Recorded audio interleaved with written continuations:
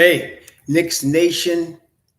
I hope you're enjoying your weekend out here in Knicks Nation. I hope you're enjoying your weekend. I hope your family is safe and that everybody is healthy and that everybody's enjoying their weekend when what's left of it here on Sunday. Um, Welcome to all of you out here in Knicks Nation. We are going to do our normal Sunday thing. We're going to review some things that we talked about during the week and add another couple of things here for the getting ready of the season. So, look, right now we are about a week away from FIBA. FIBA starts as far as the regular FIBA, the official one, not the warm-up games. That starts in Friday. That starts this coming Friday. FIBA has begun. And so, we'll be into the real thing. And then I'd say about a month later, maybe at the end of September, early October, training camp begins. So you're gonna have, there's gonna be, we're getting ready for the start of the season. Okay, and we talked about the season. We're going to talk about that again as far as what we can expect this season. But we're getting ready for the start of the season. It's going to be here before you know it. All of a sudden, it's going to be October. This time of year goes fast. In my life, the way it looks is like you start off, you get to Memorial Day. Now, the first day of summer is officially June 21st, but Memorial Day has always been the unofficial start of summer because when I was a child, all of the pools in New York started opening up on Memorial Day weekend. People started hitting the beach on Memorial Day weekend. So it was like unofficial start of summer. Then right after school was over, you have 4th of July. 4th of July comes, and that's basically unofficially the halfway point of the summer. And then before you know it, you're dealing with Labor Day, right? And then the summer's over. Now, officially, the summer's not over until the 21st of September. But unofficially, you're dealing with, you're talking about Labor Day and the summer's over. You're going back to school if you're in school and all this and all that, right? So here we are 2 weeks away from Labor Day. Believe that? We're 2 weeks away from Labor Day. Think about that. 2 more weeks, and it's going to be Labor Day weekend. And so then you're getting into the fall and you're getting into everything getting back in the flow in terms of the next season. So welcome and greetings, Eddie Kerr, Miss Nancy Stevenson. Happy Sunday to you. Alfonso Who Care, Donnell 140th Street. What's up? 140th Street in Harlem. All right. Senior Beef, Francisco Carrillo, the only DM Dawson, Tony Tippins, James E. Moore, Camario Jarvis, my brother Stephen Kelly, Coach Hauser. How you guys doing? Craig Ward, how's everybody going? I hope everybody's enjoying their weekend. So we are really getting close to the start of the season, closer than we think, definitely into training camp pretty quick. And so these FIBA games are really the last part of the summer. And we have our guys in there, and they're all looking very good. Brunson, we talked about him earlier this week. He looks more svelte right now than he did before. Not that he was out of shape before, but he looks even more svelte now. He looks sharp. And again, because Brunson's game is not predicated on athleticism. He's not a guy that has to be playing above the rim. He doesn't play above the rim. In fact, Julius Randle didn't even think he could dunk until he dunked to win that game, I think, in Cleveland earlier this year. But his game is a floor level, so he's not going to be taking risk on his knees in terms of jumping, right? Like that. So he's looking sharp. We like how he's looking. What's up, Swift Millie? Prem Chat 2, thank you for the love. Appreciate that. So Brunson is looking sharp, and honestly, as we talked about before, to me, Brunson and Mitchell Robinson are the two most important Knicks in terms of us going forward. Then you got guys like Julius Randle, obviously, but Brunson and Mitchell Robinson. Mitchell Robinson is the anchor of the Tom Thibodeau defense, which this is a Tom Thibodeau team. Even if he plays 59 games like last year, it's the same. He's extremely important. And then if it was like last year, 59 games, then he's ready for the playoff. That's exactly what we need. And so these are the two most important players. You missing Mitchell Robinson, the Tom Thibodeau defense is going to suffer, and the Knicks are going to suffer as they did last year. And as we talked about, this is the pecking order. You're going to have Mitchell Robinson starting at the 5. You're going to have Jericho Sims coming behind him if Mitchell Robinson is out, which we know he's going to be missing at least 15 games. That's just Mitchell Robinson. So if he's going to do that, you're going to have Jericho Sims starting 15 to 20 games this year. That's just how it's going to be. And then your consistent guy coming into Mobb Deep is going to be Isaiah Hartenstein. Let's not talk about what we want. Now, let's get into what really is going to happen. Okay? So a lot of people have their fantasy and they confuse their fantasies with what's really going to happen. This is how Tom Thibodeau is going to play this. Okay? So let's not fool ourselves. You're going to have Mitchell Robinson starting, and then you're going to have Jericho Sims being the backup starter, and you're going to have Hartenstein being the backup 5. Okay, so the backup starter, that means if Mitchell Robinson is not starting, Sims is going to start. And then every game, there's going to be games where Sims doesn't even play because you're going to be having Mitchell Robinson, and then you're backed up by Isaiah Hartenstein. And then you're going to have games where all of a sudden Sims comes in and plays 25, 30 minutes because Mitchell Robinson's not playing. So that's how this is going to roll. It's effective. It worked last year, and I think it's going to be even better this year because of the continuity. Very important, the continuity. Matter of fact, we're going to talk about that a little bit in a second. Welcome again, Drip Moore, my brother, Krim Ward, Organic Fanatic, Keith Watkins. How y'all doing? You know, I was trying to get tickets. Speaking of my man, Organic Fanatic, he's my Orlando brother down here. I was trying to get tickets to the February 14th game here in Orlando. Did you see that on the schedule, Organic? I saw the February 14th game here in Orlando. I think it's February 14th, Knicks at Orlando, but they didn't have those. What I saw, they didn't have those tickets on sale. Did you see them? Anybody see them? They didn't have them tickets on sale. What I saw, I was looking for them, but they didn't have it. So I'm looking at Organic. If you see it, man, you know what to do. Let me know because I want to go to that game.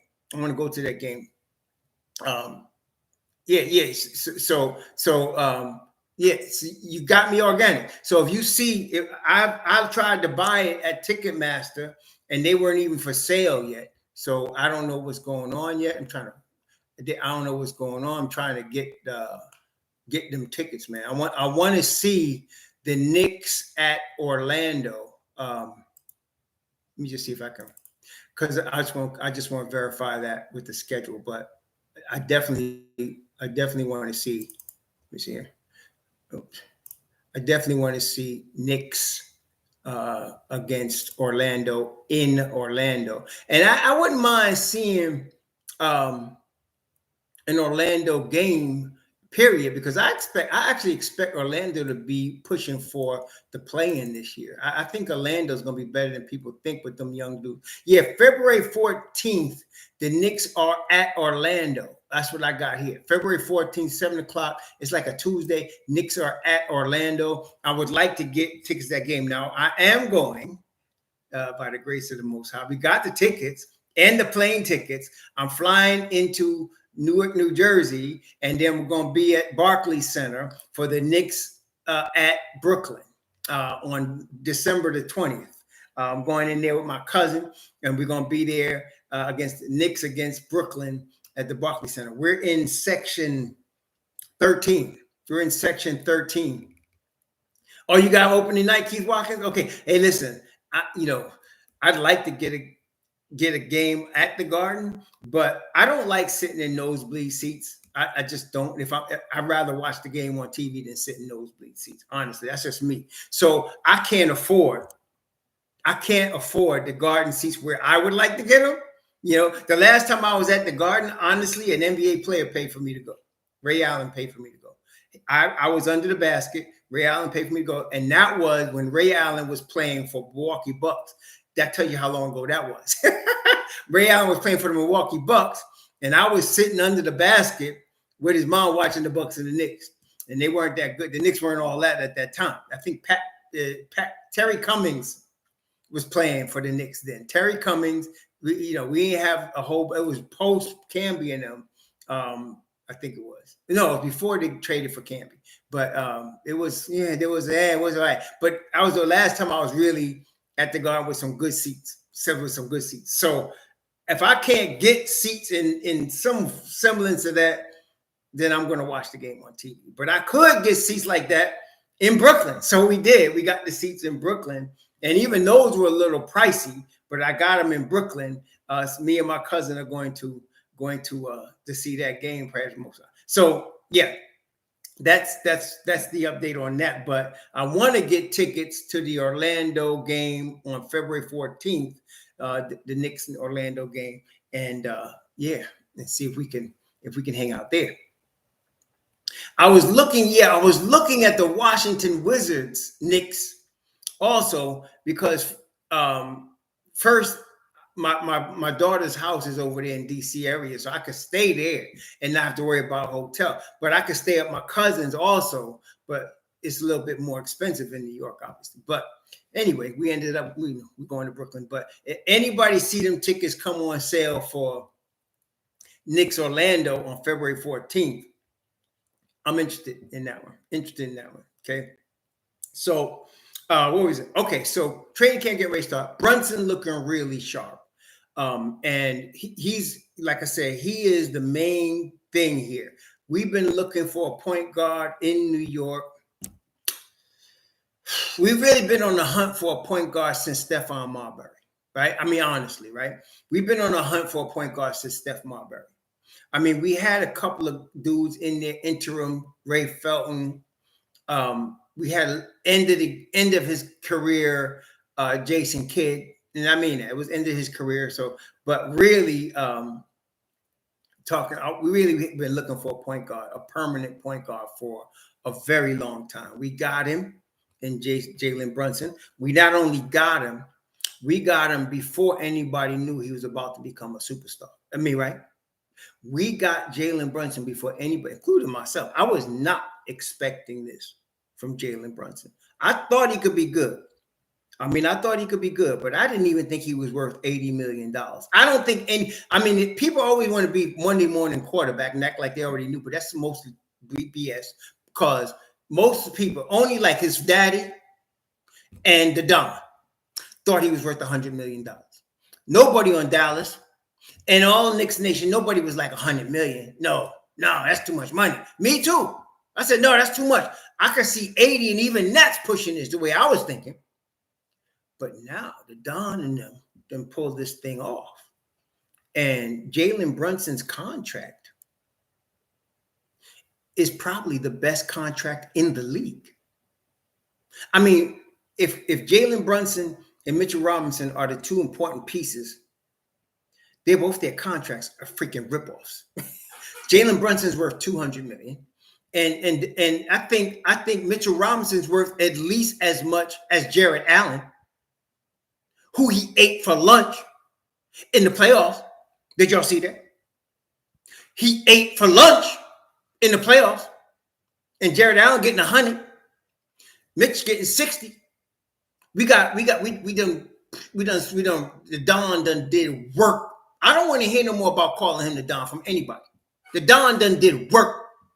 Okay, he done did work here. Him and Brock Allen got in the back room and did business, and here we are. So we got Jalen Brunson in his prime, a burgeoning superstar. They're gone. And this is the thing. People already tripping about 2 years from now with Jalen Brunson. Oh, he's going to get $50 million. What are we going to do? What the hell? People got nothing to talk about? What the hell? Listen, after Jalen Brunson's 2 years, that's this season, 2023-24, and the following season, 24-25. So we talking about 25-26. Guess what, brethren? The salary cap will probably be in the vicinity of $200 million. Okay? It's going to be probably a little north of $200 million. That's salary cap at that time. $200 million. Okay? $200 million. So the dude could get his 50. That's not going to be a problem. That's not going to be a problem in really talking about 3 seasons. That's not going to be a problem. Okay, can we stop whining about that? Can we stop whining about that? Oh my gosh, man. And then talking about Emmanuel Quickley. Oh my gosh. I'll get on him in a minute. But first off, Brunson is looking sharp. You down for, okay, so organic. If you see it before I see it, let's do business, man, because let's get to that game. I look, they don't have it on yet. They're not selling the tickets yet. I looked it up. They're not selling the tickets. I was on a buying spree. I had got the Brooklyn, I got the tickets, I got the plane tickets. I said, okay, while I'm out here buying, let's see what they got.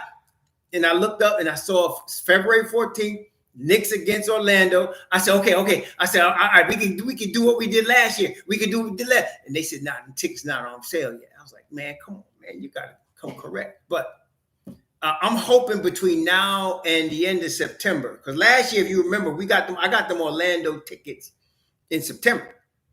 So we're gonna look it up again. You know, I had the finagle finances. I ain't gonna front. But just, this is my squad right here. So I was going to do that. So we figured it out. We was going to that game, yo. We figured it out. And me and my cousin, I owe my cousin. My cousin's optometrist. He got me these glasses for free. So I said, okay, I'm going to get you back, cuz. I'm going to get you back. So I got him tickets to the game. Okay. So that's where we at. So I want to get to this Orlando game. Yeah, Franz Wagner is the real deal. I underestimated the boy. I seen his brother. I seen him in Michigan. He seemed all right, but the boy done matured. The boy is still young. Franz Wagner, Pablo Banchero are the real deal. And you know what? I like Carter as well. That was dumb of Chicago. I like Carter.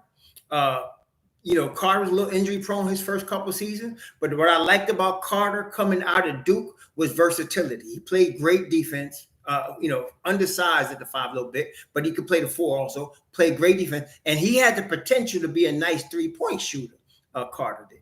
So I still think that's there. You add a 6'10" Paolo Banchero, who's a better version. I think he's a better version of Julius Randle. Dude is like a brick doodle house, except he don't turn the ball over as much. He handles the rock. He got more IQ, and he's legit 6'10". No, man. No. These kids are going to be coming. We better beat them up and take their lunch while they're still in elementary school, because by the time they get to high school, it's going to be rough. It's going to have to be answering. We're going to have to be answering to them. So let's beat them up. Let's take care of it now. But I want to see Pablo, Carter, Franz Wagner, and they got a lot of guards. It's just that I think they drafted too many guards. I think they got too many guards. They need to now cut back on the guards and, pick a couple of them to keep. You got a nice Cole Anthony in there. You got a Markelle Fultz in there. You just drafted this kid out of Arkansas. You got a lot of good guards in there. And of course, there's this what's his name? Jalen Suggs. You don't need all of them now. Somebody's got to go. Somebody's got to go. I don't know who it is, but somebody's got to go. You don't drafted too many of them. So you're going to have 2 starters, nice backup, and move on with life, right? So I don't know how they're going to do that. That's their business. Yep, they got a good coach too. So that's their business. But they're getting close to figuring this out. Okay, and we're not even talking about what's the boy name from Florida State. One of Leonard Hamilton's boy wrecked his knee, but he could play too if he's ready. I mean, if he's ready, I don't know where his head is. If he's coming back, the guy I'm talking about. What's his boy name? He come out of Florida State, about 6'11". He plays the 4 spot. Jonathan Isaac. That's right, Jonathan Isaac. He's another one, man. And he backing up Pablo. So these cats is for real. I wouldn't be messing with them. In a couple of years, these cats are on the right path, man. They are. They're on the right path. So I expect them to be pushing for the play-in this year. They did last year, okay? And they was barely outside, but I think they're going to push for the play-in this year. The boys are young. You don't expect them to get hurt. Suggs is getting hurt a little too much. That's why, as much as I was very high on him coming out of Gonzaga, he's more injury prone than I thought he was going to be. Okay, we knew about Markelle Fultz's injury history, so that's a big problem. Cole Anthony is solid; he's there. Cole Anthony done going with Gary Harris. I think he's not as talented as the rest of them cats, right? But you got Cole Anthony is there; he's going to be playing, and now Markelle Fultz he might be playing. So that's it. But I want to see that game. But Brunson is ready to go. Okay, I would not. Brunson, and that's the most important thing, y'all. Brunson is ready to go. Okay. Last year, like I said, there was the combination of him getting the keys to the car. Not like this boy didn't know how to drive the car, but he had never driven the car in the league. Okay. He drove it in high school chip. He drove it at Villanova, college chip. But in Dallas, it's Luka's car. No doubt. It's Luka's car. So he would get his chance when Luka wasn't playing. And when he did get his chance, he showed out, right? And then what convinced me, and this was after they signed him. No, they hadn't signed him yet. But this is what convinced me, the playoffs. When he came out in the playoffs in that year for Dallas, I was like, oh, shoot. He dropped 40 in the playoffs on some good teams. I was like, oh, shoot. This kid is real. And then I thought to myself, okay, I can see 80 million for him. I still wasn't thinking no 100 million. I said, I can see 80 million. But man, so this year, he's now got the team for his second year. I consider Brunson on a genius level in terms of basketball IQ. I consider him genius level. There's guys that got high IQs and there's guys that got IQs. This cat is genius level IQ, Chris Paul level basketball IQ. Okay. So that being the case, you now giving him the team now is his second year. He's going to be ready. He's going to be ready, man. Forget about it. And have y'all been watching Quentin Grimes? No, he's not in FIBA. I mean, y'all been watching Quentin Grimes? You seen any of these videos he putting up? You seen Quentin Grimes? There was somebody, I forgot who, somebody had the nerve to question, who's our starting two guard? What the hell? What are you watching? The San Diego Clippers or something? What are you watching, the Buffalo Braves? What, you ain't caught up? Stop acting like mustard and catch up. Quentin Grimes is your two guard. That's your dude. Man, Q-Dog's been getting ready. Thank you, Kendall Buchanan, for the $5. Appreciate it, my brother. That dude is going to be ready. So now you're going to have him coming into camp with JB. I like it. Let me tell you something. Seriously, though. This is the best Knicks backcourt we have had. Now, I'm trying to think, when's the last time we had a backcourt this good? When's the last time the Knicks have had a backcourt this good? I'm trying to think. Because even when Allen Houston was starting at the two guard, you had Charlie Ward at the point, I think, right? You had Charlie Ward at the point. And they were good. But I have to say, if I had to rank them now, I have to say JB and Grimes are better. Because Grimes is Allen Houston with better defense. I think we know that, right? I think we all understand that. Grimes is Allen Houston with better defense. And he's even got upside to go higher. This is only going to be his third season. Don't forget that. It's only going to be his third season. So he got upside to go even higher. But as of right now, I would give Grimes the edge. And then on JB and Charlie Ward, come on, we ain't got to talk about that. The JB and Charlie Ward, we ain't got to talk about that. Come on, I like Charlie Ward. Really, Heisman Trophy winner, Florida State, my man. Played for the Knicks all his career, my man. But JB, come on now, let's be real. All right, so this is going to be good. Now that brings us to one Rowan Barrett Jr. That brings us to one Rowan Barrett Jr. What have we seen from Rowan? Keith Watkins, thanks for the $5. My man Robert Woodard, what's up?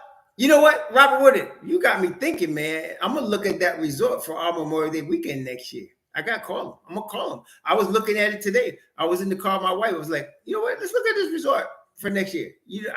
We did one. We used this other one last year, but I'm gonna look at this one and see what's up, bro.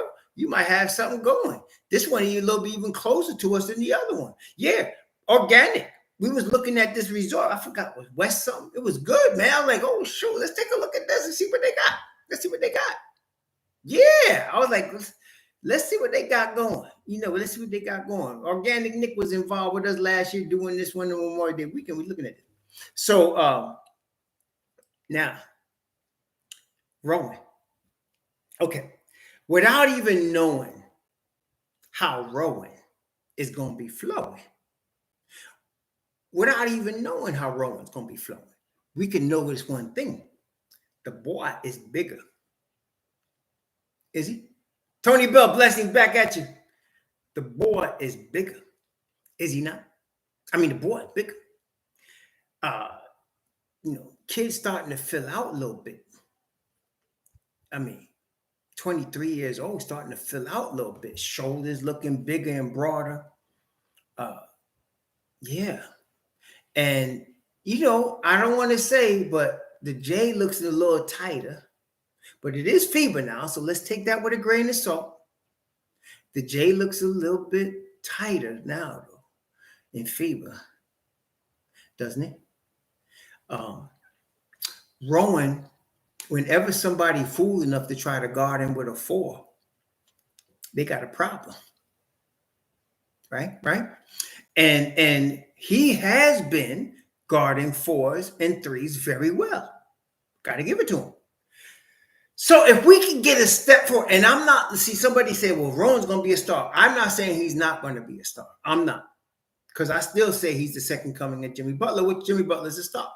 I don't know how, I don't know if he's there for another 3 years, though. I'm waiting for another 3 years. I got more patience than most Knicks fans with him. I think I'm going to wait till he's 25 years old, and then we'll talk about him being a star. I don't need him to be a star right now. What we need him to do is play better defense. Number one. Because look, you got Quentin Grimes out there and you got Mitchell Robinson out there. Julius Randle defensively, we've likened him into a bulb that flicks on and off. Like I got a bulb in my front yard and it started flicking on and off recently. I don't know if I got to change the bulb or maybe I just need to tighten the bulb. It's a true story. So the bulb is flickering on and off a little bit, then it stays on. Okay, it's flickering. That's Julius Randle's defense. It flickers. Now, the Knicks have decided not to change the bulb. So that means we got to tighten the bulb. Right? It's like I heard my man Khalid Abdul Muhammad, who you see in my picture at the top. He said, I ain't come to lighten up. I came to tighten up. So that's what we need Julius Randle to do. We need him to tighten up. So if he can keep that bulb on, we got a defender there. Because when he wants to, the boy can play some defense. When he wants to. That's the key question here. When does he want to? Okay. So, but we got Q-Dog and we got Mitch Rob. If we can get defense out of RJ. Now, we already know what Jalen Brunson got. Jalen Brunson tries on defense most of the time. I mean, I'm going to be honest with you. There's times he doesn't try either. But we didn't get him for defense. Okay, we kind of know what we got. That's why him and Donovan wouldn't work. But if you can get some defense out of that 3 spot, if you can get some defense out of that 3 spot in the starting 5, Tom Thibodeau and them going to turn this thing out. I'm telling you, if you can get some defense out of him,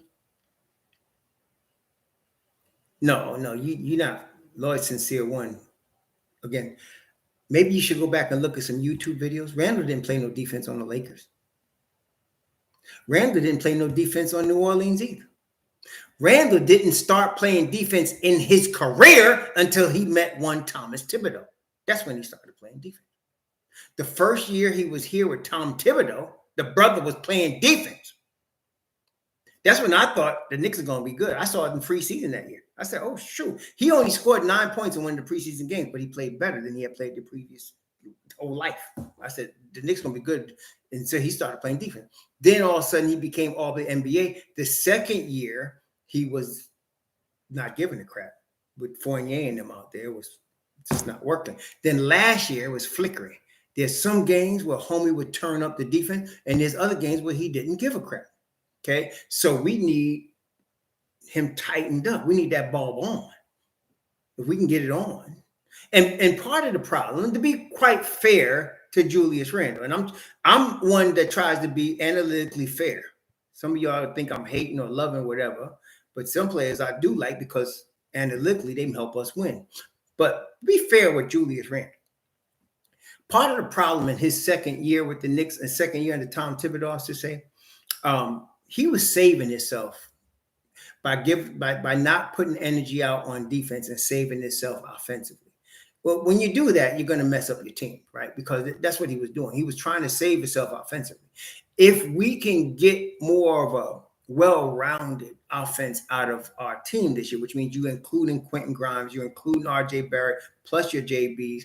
If you're doing that, then he can put more effort on defense on a consistent basis. If we can get effort from him on a consistent basis defensively, whenever, put it this way, whenever the light is on, whatever games you got during the season, where the Randle light is on defensively and you get a step up from RJ on the defensive end, the Knicks will be invincible. They're going to be rough. I'm telling you right now. I ain't even joking. They're going to be rough. They're going to be the basketball version of 1985 Chicago Bears. They're going to be rough. Okay? No doubt about it. Okay? But on those nights when the light is off, you're going to have a little bit of a problem. Okay? And you're going to get those nights. Julius Randle, by himself, okay, is worth about he has 8 win shares a year. So he's worth about 8 wins by himself. There's at least 4 games a year where it doesn't matter who the Knicks are playing or how they're playing, that Julius is going to take over the game and win the game for you. Now, y'all have seen this. If you haven't, you better go back and look again. There's been games in his last 3 years under Tom Thibodeau that he just takes over the basketball game, just completely takes it over, okay, in all facets. Takes it over defensively, controls the boards, and is scoring his three-pointer, and it's just lights out. That's why he's all-NBA. All-NBA players do that sometimes. Okay, there's just games like, throw your hands up, you're not going to be able to do anything today because he's taking over the game. There's at least 4 games during the course of a season that he's going to do that. Then there's another 3 or 4 games where he's going to be arguing with the refs, arguing with his own teammates, being very sulky and sullen, and it's going to cost the Knicks. Okay? You're going to have games like that. Then you're going to have another 4 games, which make up the 8 that he's responsible for, where he's blending with somebody else's rolling, and he's adding his piece, and the Knicks win. So that's what it is. So somebody brought up a point that I did not want to believe, but as I analyzed the point, it made sense. Part of the reason somebody said to me, I forgot which one of y'all it was, I'm sure you're going to tell me in a second, that Randle plays so many minutes is because he was afraid of Toppin taking minutes from him. So he stayed on the court longer because Tom Thibodeau plays him as much as Randle wants to play. Okay? It's not Tibbs saying you got to stay out there. It's Randle saying, keep me out there. In fact, Tibbs said that more than once. Randle wanted to stay on the floor. Well, now he's not being threatened by Obi anymore. And he's not threatened by RJ as the backup 4. So maybe he's playing a little bit more relaxed now. Maybe he can play a better game. Okay. So, yeah, I think we'll be all right with him most of the year. But like I said, if we can get Mr. Rowan, and the thing about RJ Barrett for whatever, when it's a big game, he shows up. He just does. I don't care. In FIBA, they had an overtime game. They were down until like the last 3 minutes of the fourth quarter. He takes over. Then overtime, he takes over, and they win the game. When it's a big game, RJ shows up. Okay? Sometimes he acts like he don't know where he is for part of the game, throwing the ball all over the freaking floor. But when it's time for crunch time, Rowan is Broadway Barrett. That's when he y'all heard of playoff Brunson. Well, you got Broadway Barrett. At that point, Broadway Barrett takes over. He's supposed to be in Madison Square Garden. There's no doubt about it. So the question do we need, though, is he needs a little, there's things he needs to, again, we're not trying to lighten up. We're trying to tighten up. There's some things he needs to tighten up on. So defense. Now I'm starting to see myself. 3s and 4s. The boy can guard them. 1s and 2s, he's got a problem. Okay, he's got a problem. 3s and 4s, he's good. And you know, and I know he gets beat back door, right? But some people would, there was another brother, he meant well. I'm just trying to break on the brother. But he's trying to say, you know, he don't have the IQ. That's not, no. RJ gets beat back door because this is the league. And this is what happens in the league. You can know what's coming sometimes and still not stop it. Because the players are that fast, that quick, that good. All it takes is a split second of you missing and you beat. Okay? For example, a lot of people been yelling about RJ, no right hand, bull crap. But the real truth is, RJ averages between, in the last 3 seasons, right, between 19 and 20 points a game. Can we say that? Is that right? Everybody on earth knows he's going left, and nobody can stop him. Do you see that? See? So he's averaging between, let's be conservative. He's averaged over the last 3 seasons between 18 points and 20 points a game. Everybody in the world knows he's going left, and you can't do nothing about it. Right? That's the league. That's the league right there. Okay. Swift Millie, right now, good question. Thank you for the $2. I think we should turn off the trade blinkers right now. Speaking of OG and Anunoby, we should turn off the trade blinkers. The Knicks are not looking to trade anybody, and we shouldn't be thinking about it right now. Let's focus on this team. You bring up a good point, because during the course of this past off season, I expected if there was going to be movement, it would be now, because next year is going to be a different type of situation. So this is going to be the year for movement. A lot of big names should be moving, but we didn't see it. The Knicks stayed pat for the most part and just, you know, locked down DiVincenzo and Hart. So forget OG. Forget it. It's not happening. Not at the trade deadline, not before the season. It's not happening. Now, if it was going to happen, it'd be next summer. And now he says, if we have a great year defensively, do we get OG? No, we don't. You have 2 players, right? You got 2 players. One you drafted and developed. One's on another team. Right? You're going to favor the guy if you're starting a new culture now, which the Knicks have done. They've successfully created a new culture in New York under Tom Thibodeau and Leon Rose. So in your culture, you're going to favor the guy that you drafted and developed. Does that make sense? They're not looking at NBA 2K. They're looking to favor the guy that they drafted and developed. That would be RJ. See? So that's how that's going to roll. Thanks you. Hey, Blair, what's up, man? What's up, Russell Reed? So that's how they're going to roll. What's up, Andrew Abraham? How you doing? So that's how they're going to roll. So no, if RJ has a good year defensively, if the Knicks move past the second round and don't let them get into the ECF, nobody's being traded. Nobody's being traded. Okay, so forget the trade route. Don't have to worry about RBA. Don't have to worry about OG. Don't have to worry about Giannis. Don't have to worry about what's the other MB. Nobody right now. We don't need to worry about that. We don't need to talk about that. We just need to keep moving forward, which is important. I was looking today at the last 2 championships, or the only 2 championships the New York Knicks won, the 69-70 team and the 72-73 team. Okay, 3 years apart. You know, one of the things they had in common? Core pieces, all the same. Core pieces, all the same. Talking about Frazier, you're talking about Reed, you're talking about Lucas, the Busher, okay? You're talking about Dick Barnett. Core pieces, the same. You know what I'm saying? So what I'm saying right now is we are about, let's see, 1, 2, 3. We're 3 moves from completely keeping our team the same for the next 3 seasons. 3 moves. One of them is Emmanuel Quickley. Then you got Deuce. Then you got Jericho. Not Jericho. Yeah, Jericho. But Jericho, yeah. But basically, you're about 3 moves away from keeping your team intact for the next 3 seasons. Okay? I don't know if they're going to be able to do it. I think they're going to be able to keep Quickley, though. Now, let's talk about Quickley for a second. Let's talk about IQ.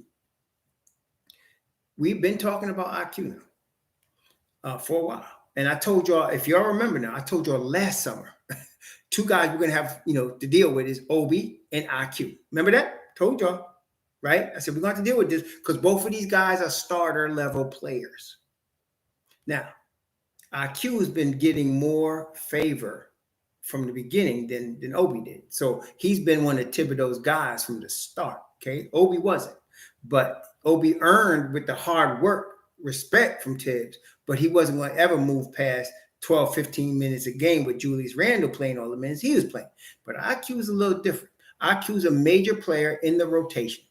Okay. So question is he willing to be a backup guy? Now, is he willing to be a backup guy, a six man on the Knicks, or does he want to go start somewhere? Now, a couple of things you got to ask yourself when you're dealing with IQ. You imagine this is you, all right? This is you. We're not talking about you making 60 grand, 100 grand a year, 150 grand a year. No. We're talking you making 20 million a year. We're talking about you making money that's going to set your mama, your daddy, your cousin, your sister, your brother, you, your woman, your children for generations. That's what we're talking about. Okay. So this is life-changing loop we're dealing with right here. Okay. So think this is you. If it was you, think about yourself now. If this is you. Okay. So if this is you, here you are. You've been playing the six-man role for your first 3 seasons in the league. You've been consistently playing that role. Sometimes you get starter minutes. Okay. In fact, how many games? Let me just find how many games did Emmanuel Quickley start last year? Hang on, let's just take a look at this. Let me just see here. How many games did the brother start last year?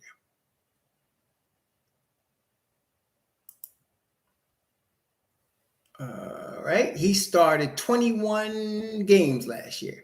So he played all 81 games and he started 21 games. So you're going to get some time where you're going to be starter, right? Okay, you're going to be a starter sometimes, but you're always in a rotation. You're a major piece. Your team has finished 5th in the East. Last year, you went into the second round. You're 23. No, you're 24. Excuse me. You're 24 now. Okay, so this is the choice that you have. Are you ready? This is the choice you have. Are you going to take a 4-year, $100 million deal from the Knicks now? Or are you going to bet on yourself and you're going to wait till next summer and let them match whatever other team comes at you with? So like you go to next summer and the Houston Rockets or the Miami Heat, who's going to be looking for a guy like that next summer? Lowry's not going to go on forever. You're going to get a Miami Heat team. You're going to get a Washington Wizards team where you're from. They're going to offer you $30 million a year. They're going to give you 4 years, $150. What are you going to do? What are you going to do? Are you going to take the $100 million now, or are you going to wait for next year and get an extra $50 million betting on yourself? What are you going to do? You ain't got this kind of money right now. You got a few million in the bank, young man. But you're talking about money that's going to change your whole family dynamic. It's going to change. You're going from a wealthy dude to royalty. Okay? I'm not arguing about what you think the number is, fool. I'm asking you, what would you do? That's what I want to know. What would you do? Yes, I think Russell Reed is more realistic with this. So Russell Reed said injuries happen. Russell, I agree. So if I'm quick and you're offering me this money now, let's say the money is going to be, and this is where the money is going to be. It's going to be between 20 million and 25 million a year. That's what Quickley's going to get. Okay, he's going to get between 20 and 25 million a year. That's his value. That's his, in my opinion, that's his market value right now, even coming off the Knicks bench, between 20 and 25 million a year. Okay, you take that money. Now,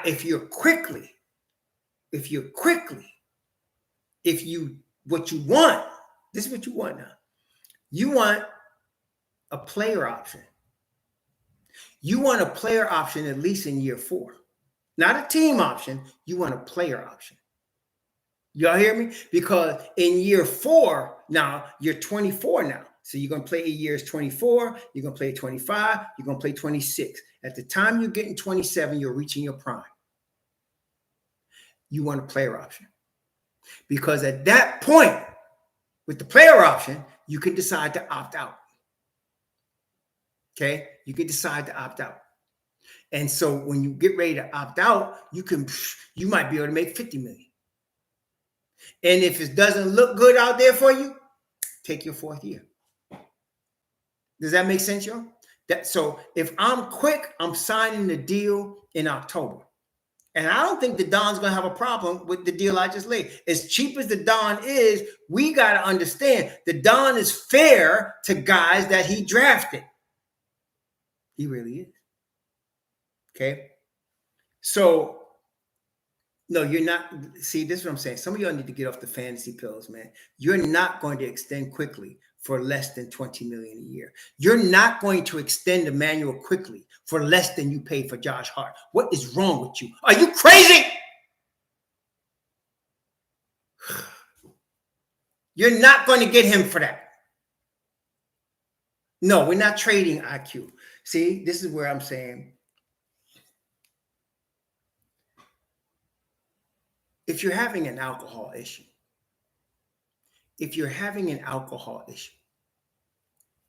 you know, there are local alcohol anonymous places.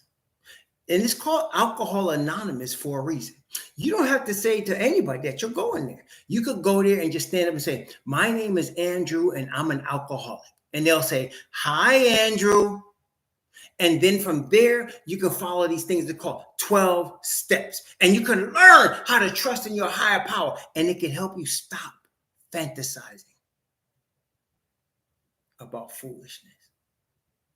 It can help you stop. You're not going to get a player. Let's go over this. They just played Josh Hart 3 years, $58 million. Okay, wait. Just a minute. They just paid Josh Hart 3 years. Let's divide that, shall we? Let's do a little calculation. Let's do a little calculation on that. So they just played Josh Hart $58 million over 3 years. That's $19.33 million per year. Wait. Lewis Luck, thanks to the fact Knicks are finally benefiting from good drafting, getting high-level production on cheap contracts without having to overpay. All right. Exactly. And people still whining for overpaid free agents. But let's go back to Mr. Andrew Kim for a second. So they just signed Josh Hart for 3 years, $58 million. So here's a very basic question, Knicks Nation. Very basic question. Are you ready? Is Josh Hart worth more to the Knicks than Emmanuel Quickley? Is Josh Hart, Malik Shabazz, Grand Rising, my brother. Is Josh Hart worth more to the Knicks than Emmanuel Quickley? That's the question I want to ask you right now. So if that's the case, if he's not, in other words, if Quickley is worth more than Hart, is it reasonable to assume you cannot pay Quickley less than you just paid Hart? Does that make sense? Does that make sense? You cannot pay Quickley less than you just paying Josh Hart. So how can you come up to me and say you can get Quickley for less than $20 million a year? What type of opioids are you using, man? What type of opioids are you using? I mean, seriously.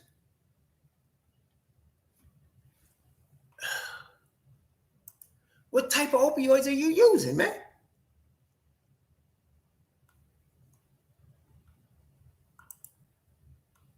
Oh my gosh, man. So let's go back. Let's take ourselves out of the realm of haze, fantasy, and foolishness, and let's get back to real. So Josh Hart is not going to be making more than Emmanuel Quickley. So Emmanuel Quickley's salary, therefore, is a minimum of $20 million a year. Is that reasonably logical to you all? If Josh Hart's salary is 19.3, you know you playing Quick at least 20. You know this, right? You paying him at least 20 million. So let's start the conversation at 20. And I'm telling you, we're probably talking between 20 and 25. Which means you're talking between 80 million, which is really, he's going to get more than that, and 100 million, which is probably in the neighborhood. So I'm thinking you're probably talking 22, 23 million a year for Emmanuel Quickley. Does that make sense? You're probably talking 20. Yeah, superstars, you got me. That's what we talking. So let's stop the fantasy and let's get real. Okay. So you're going to get a player option if you're Quick. You need the player option because you want to keep yourself open for the opportunity that may come your way after your third season. And it depends on how successful the Knicks are. Yeah, angry Knicks fan. See what I'm saying? You come in with something that makes sense. You can't come in here talking about you're not going to pay Emmanuel Quickley more than $18 million. Do they got help for opioid abuse in your neighborhood? You need to get that. Anyway. So Quick is getting somewhere around 22, 23 million, upwards of 25 million as angry Knicks fan and somebody else, superstar. You're talking the right numbers. That's the number you're talking about. That's the real number. We're not talking. See, I don't talk in terms of what I want somebody to make. I'm talking in terms of what the league is telling you a guy's going to make. Okay? There's guys out there that's making more money than I feel they're worth, but it's what the market is doing, man. It's the market. That's how it works. Okay? Do I think Halliburton is worth $260 million? Hell no. But that's the market for a starting point guard drafted in the lottery. That's the market. That's what he got to get paid. Okay? I love Desmond Bane. Desmond Bane was a guy I picked for the Knicks to get over Emmanuel Quickley, if y'all recall. I wanted Desmond Bane. But do I think he's worth $205 million? Hell no. But that's the market. So now you got Emmanuel Quickley drafted in the 20s. 6 man. Okay? And so this is the market for him. He's going to get $100 million. He's going to get in the neighborhood of RJ, Tyler Hero money. He's going to get that. Josh Hart is a really good piece off the bench. He is not a starter. Okay, let's be real about it. Josh Hart is not an NBA level starter. He's an NBA level rotation piece. And he's at his best coming off the bench. Really is. That's his game. But when you're talking about Emmanuel Quickley, you're talking about a guy that can start for at least 5 teams in the NBA. At least. He can start for Washington. He can start for Miami. He can start for San Antonio. He can start for Houston. He can start for the Clippers. He can start for Minnesota. He can start for a lot of teams in the league right now. Okay? Right now.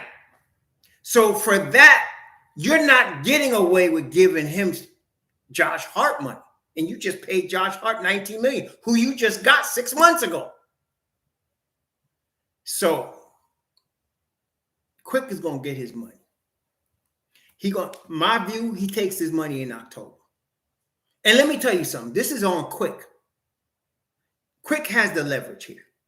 Just like I told y'all when we was talking about KP, and I told y'all KP got the leverage in Washington. Did he or didn't he? Did he have it or didn't he? Didn't I tell you? I said he has all the leverage. Okay, it was up to where he wanted to go. If his agent called the Don and said, I want to come to New York, we'd be introducing him right now. But no, he said, I want to go to Boston. Okay, fine. Go to Boston because he think he can win the chip from there. Fine. I ain't going to front. Good choice. But Quickley has the leverage right now because of how good he could play. Because he's that type of dude. He ain't no role player. Quickley has the ability to start. And he has the ability to develop as a starter into an all-star. He could do it. So he's got more leverage right now. He's worth more. So that being the case, they're going to pay him. They're going to give him his money. They're going to give him his money. Okay, he gonna get his. There's no doubt. He gonna get his money. And knowing the Don, he's either gonna start off with the high money first and go down, or it's gonna be 3 years guaranteed with a team option of 4. And that's where they're gonna have the sticking point. Because if I'm the representation for my man Emmanuel Quickley, I'm saying, listen here. I want a player option on the 4th year. Don't give me no team option stuff. This is I'm IQ, baby. You need to give me that 4th year when the way I want it cooked up. You serve that mess to me on the platter that I want. I want my steak well done. You can't give me no raw mess. So nah. And I think the Don ain't stupid, and he's gonna do that. Okay, he's gonna do that. Better to have Emmanuel Quickley in for 3 years than to lose him, because he's that valuable. See, and this is another problem with short-sighted New York fans. This is what some of y'all are, completely short-sighted. You need to get it. I see, I'm nearsighted, and I got these for the longer sight. Some of you are just completely short-sighted, completely short-sighted. So you looked at Emmanuel Quickley's playoff performance this year, and you're judging his whole career on this one playoff performance. How stupid that is, let me tell you. Emmanuel Quickley is just 23 years old. This is really the second playoff. He's 24. Let me just make an easy prediction. Easy prediction that everybody can, most people can see even without the glasses. Look. He's 24, and he's going to be better this year than he ever was. Okay, let me say it again. He's going to be better this season, just progressively better than he ever was. Is he going to be a superstar? I'm not saying that. I'm saying he's going to be better this season. As hard as this young man works on his game, I'm going to give you another one. He's going to come into the playoffs determined to put his friend. He's going to make the playoffs his personal coming out party. You listen to me now, because I'm telling you this is what? It's August 20th. I'm telling you right now. Next May, Emmanuel Quickley is going to make the playoffs his personal coming out party. He's very upset about what happened in this past playoffs. That's the way that young man thinks. Okay.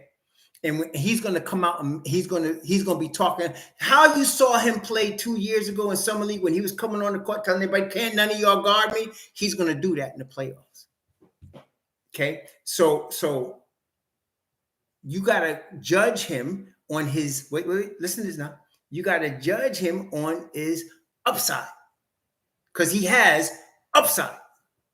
Let me explain also one further thought for you. I love Josh Hart.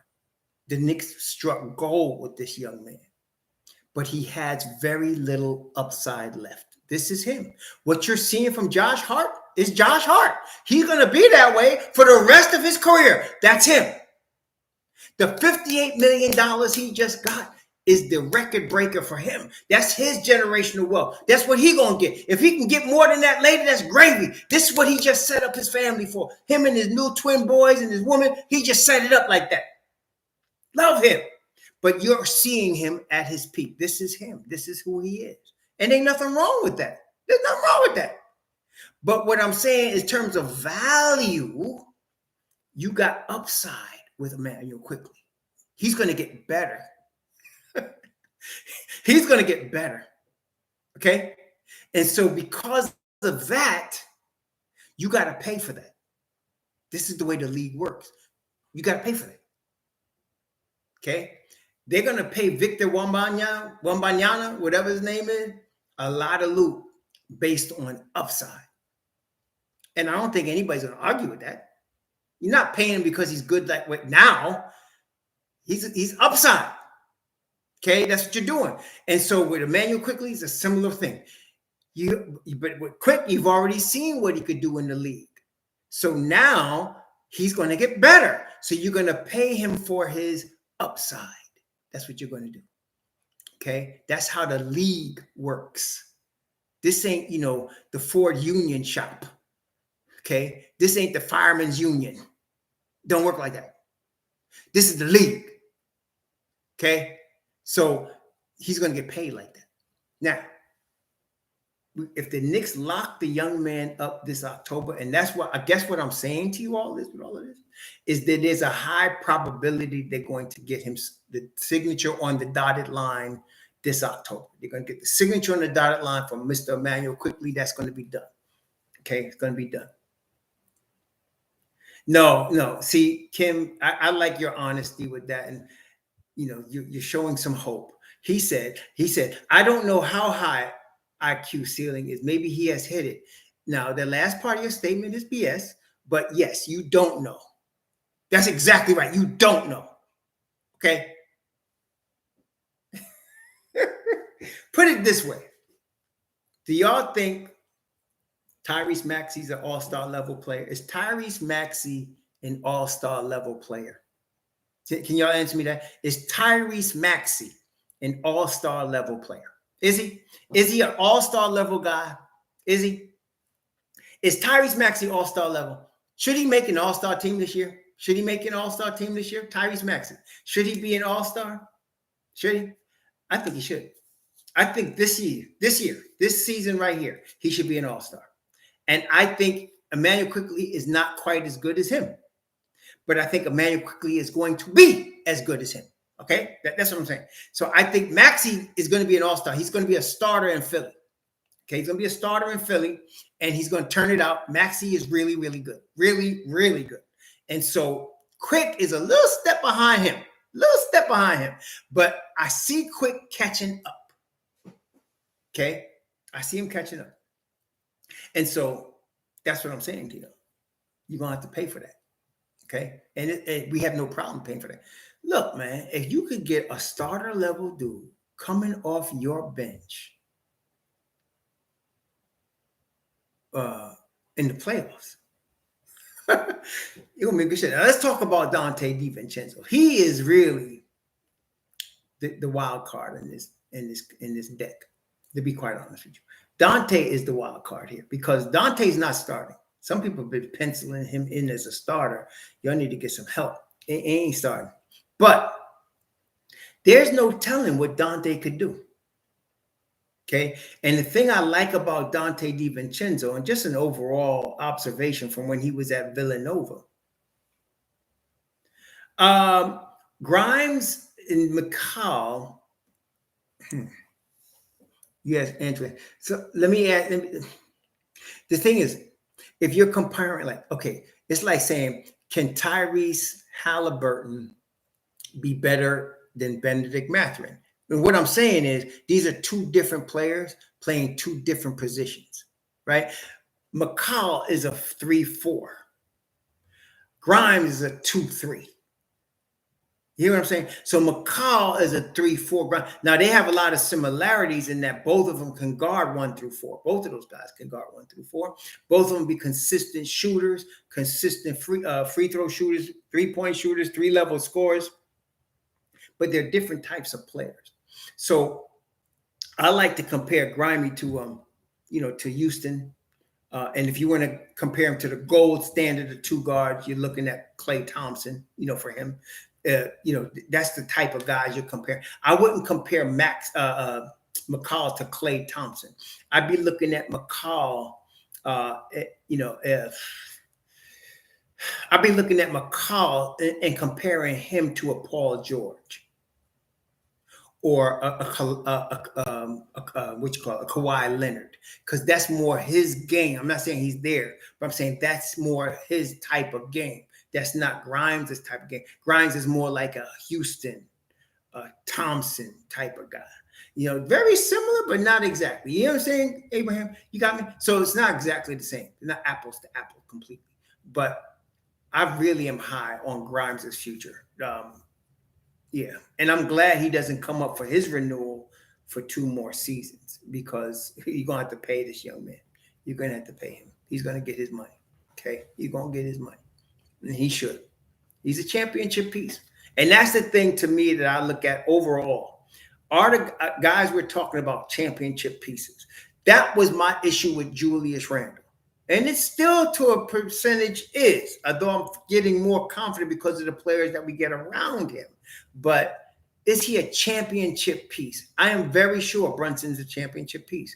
I'm 100% sure. I am sure that Grimes is a championship piece. I thought Mitchell Robinson was a championship piece when they drafted him in second round. His rookie year, I think, was a championship piece. Okay. I feel like IQ is a championship piece. I like these guys as chip pieces. That's what I'm saying. Guys that you can put together on a championship team. That's what I like. So we got to decide, who we got. Now, right now, we got a whole stable of championship pieces. Okay. See, this is the thing, angry Knicks fan. When you get to the point where the Knicks are right now, you don't fight for starters now. You got your starters. There's no question Brunson is your starting point guard. There's no question Grimes is your starting two guard. There's no fighting for stock right now. There's none of that. So you're going to have your role. IQ is going to have his role. Brunson's going to have his role. RJ's going to have his role. Everybody has their roles. There'll be no major shakeup. At this stage, when you're a playoff contending team, the last thing you need is to be shaking up your lineup. That's the last thing you need. Okay, don't pull the David Fizdale right now. You know what I'm saying? David Fizdale must have changed his starting lineup 20 times since when he was the Knicks coach. When you're now, the Knicks are past the rebuilding stage. They're now getting into mature playoff contention type stage right now, where they're going to be a playoff team. You know they are. The question is, where are they going to fall in the playoffs in terms of what pecking order, right? So when you're there, you don't need to make any major complete changes now. You don't need to be having people have drama about who's fighting over the starting spot. Everybody needs to know where they are. Your starting five is set. Mitchell Robinson at the 5, Julius Randle at the 4, RJ Barrett at the 3, Quentin Grimes at the 2, Brunson at the 1. That's your starting 5. Your next rotation pieces is set. You got Hartenstein coming in at the 5.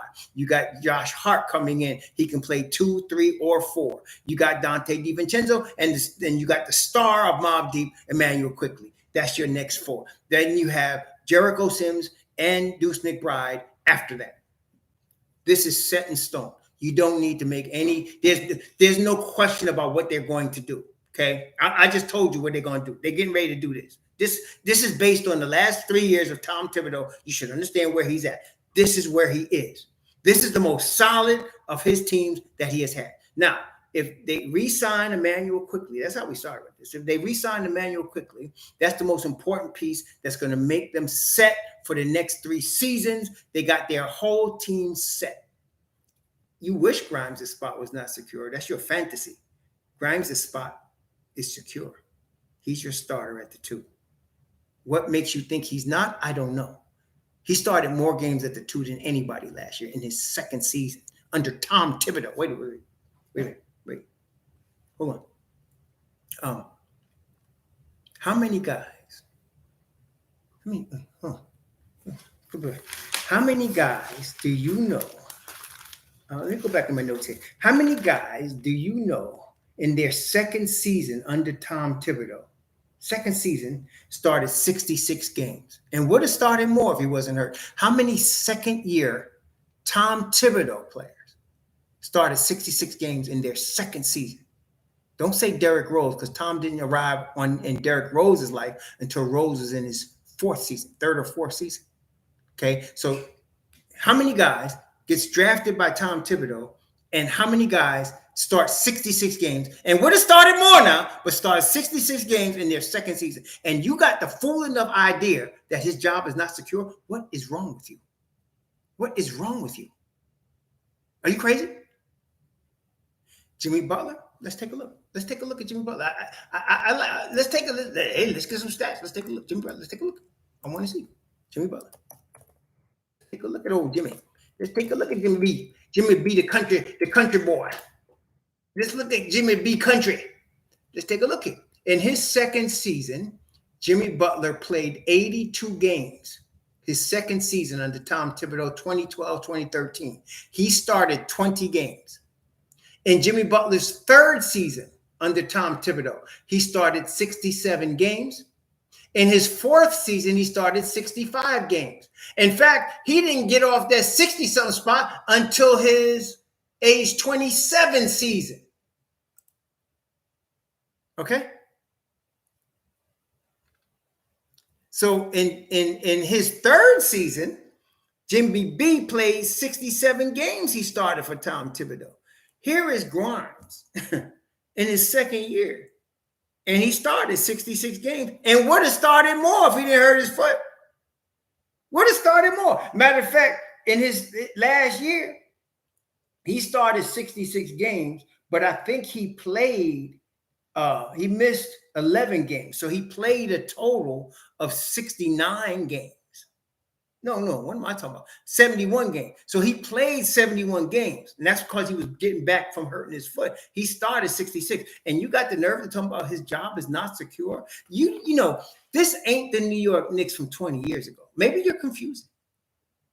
This ain't the New York Knicks from 20 years ago. This is a new culture.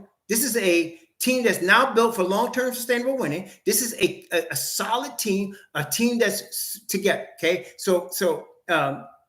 No, and let me say it again. No, Grimes and IQ are not fighting for the same spot. Grimes is your starter at the 2.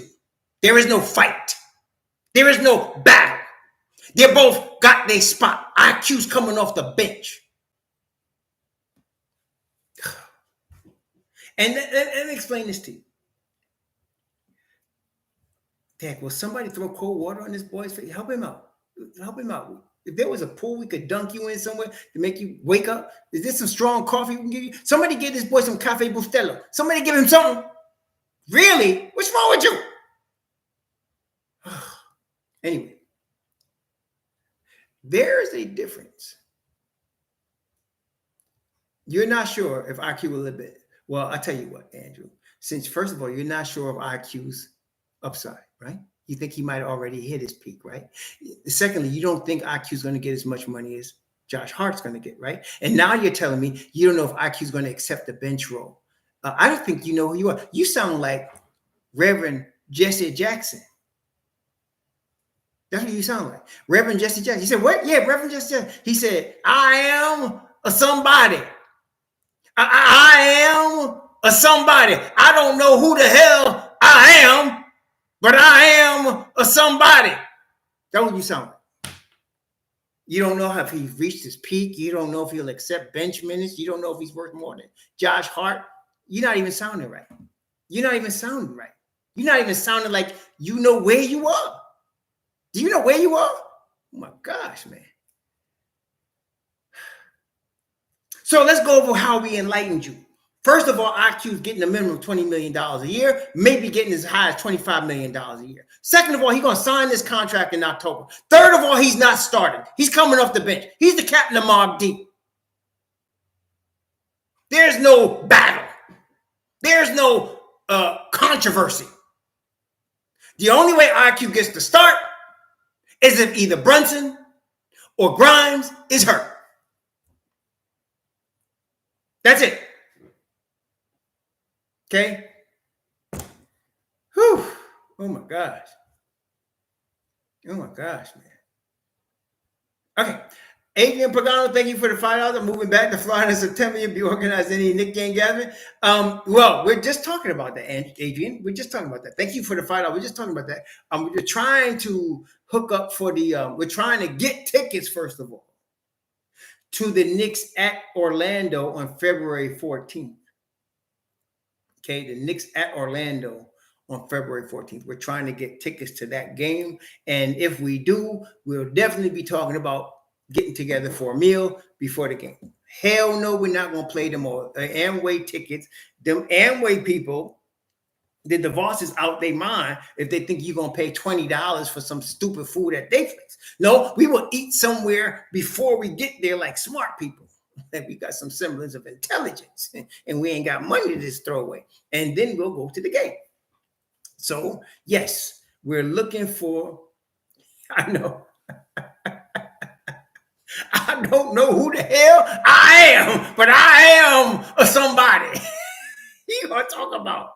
He don't know if Quick is worth more than Josh Hart. That's crazy. That's number one. He don't know what Quick might have reached his ceiling already, but he don't think Quick gonna accept the bench role though. Oh my gosh! And don't understand why all that's contradictory. Like,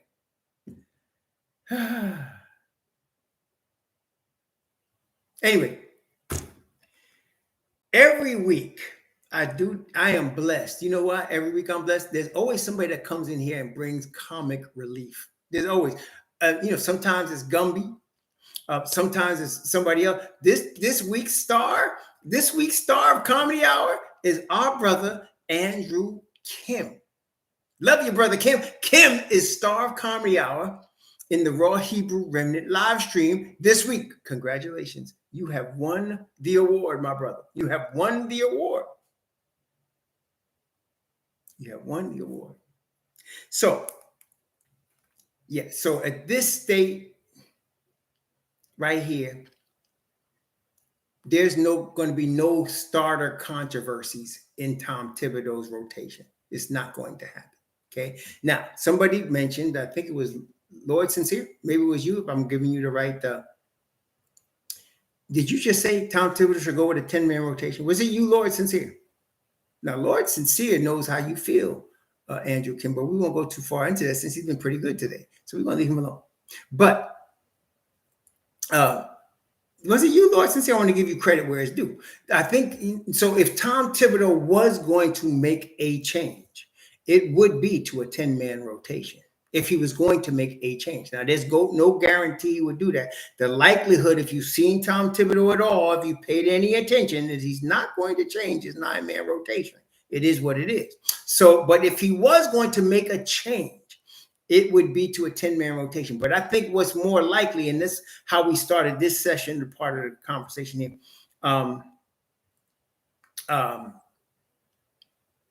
Yeah, no, it wasn't you. Somebody actually said he might go to a 10-man rotation, Andrew Kim. I kind of expected you not to say that. But anyway, I think it was Lord Sincere. So what I'm saying is, if he was going to do that, that's the possible. And I can't even see how he would do that. He'd have to go really small if he did that. If he'd have to go really small if he did that, really small. Or what this is why, yeah, that's what I'm saying. That's what I mean. He could go 10, but this is what I'm thinking. It depends, and this is why I say Dante DiVincenzo is the Joker, the wild, not the Joker like Jokic, but I'm saying he's the wild card in the deck. Okay. Since he's been at Villanova, I've been underestimating Dante, and every time I do, he comes up bigger than I expected. At Villanova, if you recall, in the championship game, homie went off. That's to me that's where he introduced himself to me. In the Villanova NCAA championship game, was he the MVP? And no, he might not have been the MVP, but homie went off in the NCAA championship game.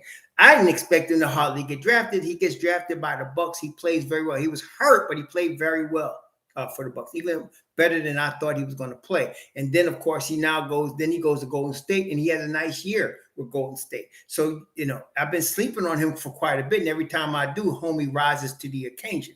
So if Dante DiVincenzo comes on the Knicks, he's going to be in the 9-man rotation. And if he goes off in the 15 minutes a game he's going to get, if he starts rocking and starts closing out games, then you're going to see Tom stay with a 9-man rotation. If Dante DiVincenzo falters, if he starts shooting 30% from 3, if he just can't get game off, if he's just having problems adjusting in New York, you're going to see Deuce McBride move into his spot, and they're going to go with a 9-man rotation. So as far as and MBIC has a point. Now I'm assuming no injuries, right? So let's assume no major injuries. Then that's what you're going to see. If Brunson gets hurt, for more than 10 games. Like, so now Brunson misses 10 games, sprained ankle or whatever, badly sprained, high ankle sprain. Then you're going to see IQ start. You're going to see Deuce move up into but there'll still be 9 men. See? So I don't know. Somebody would have to come out earlier in the 9-man, and I can't see Hart doing it. I can't see IQ doing it. And it depends, like I said, Dante, it depends on how he performs. I'm expecting him to perform at a high level because the Knicks are playing him in the perfect position for him. He's not a starter. He's a better starter than Josh Hart would be.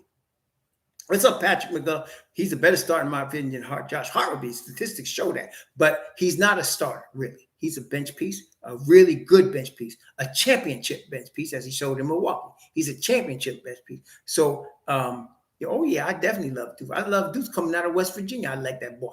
I know how to pick him sometimes, I told you. Don't be sleeping on me now. I told you.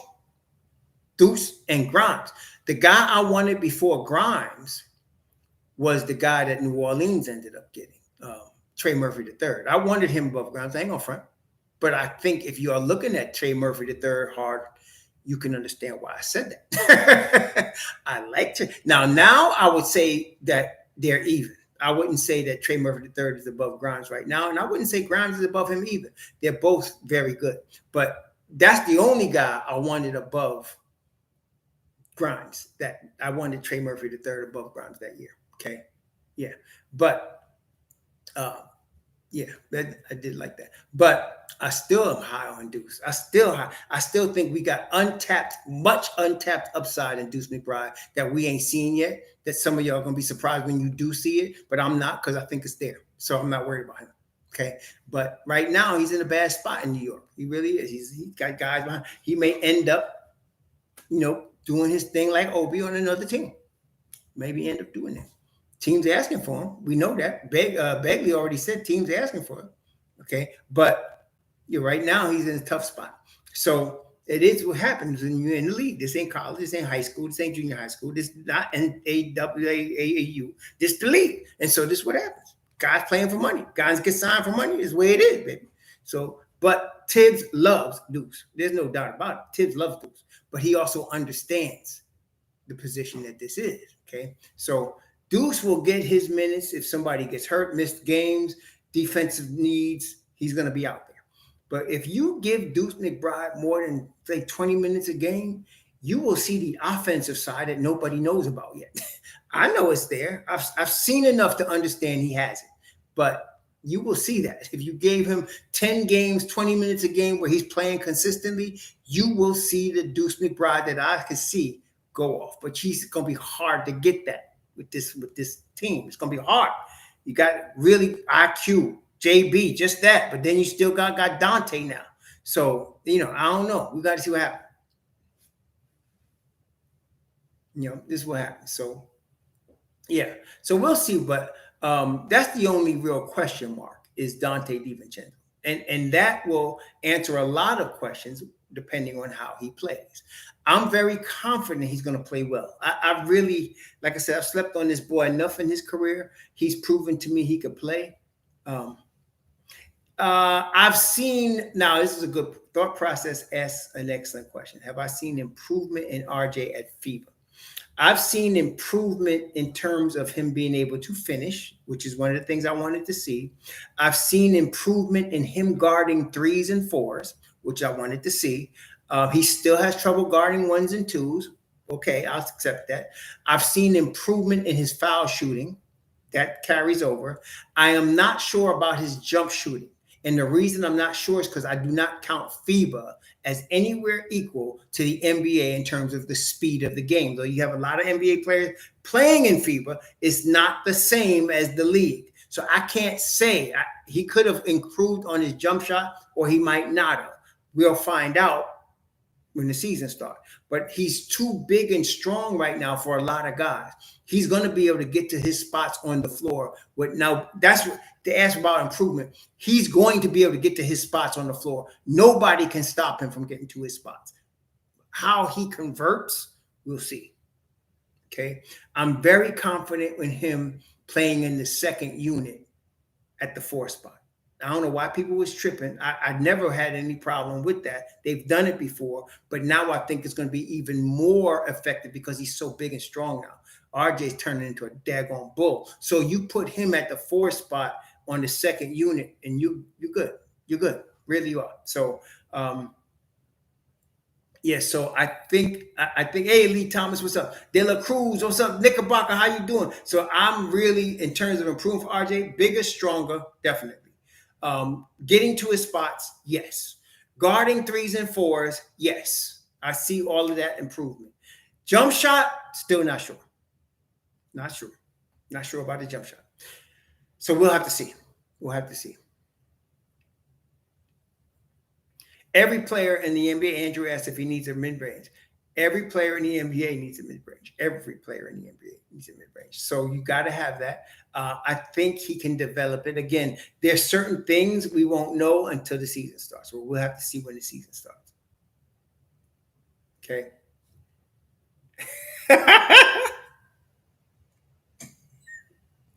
Wait, the Knicks are eyeing Embiid strongly. Will y'all stop? Please stop. Okay, wait. Let's go over our fundamentals, New York. You ready for our fundamentals? Ready? What's the fundamentals? If one of the three wise men ain't said it, it's BS. Y'all got me? If one of the three wise men haven't said it, it's BS.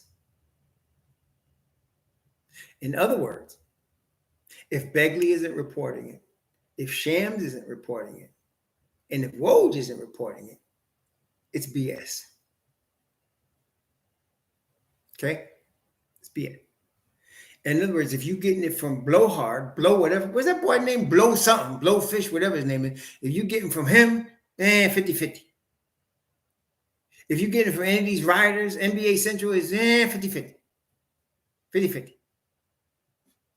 Okay, 50-50.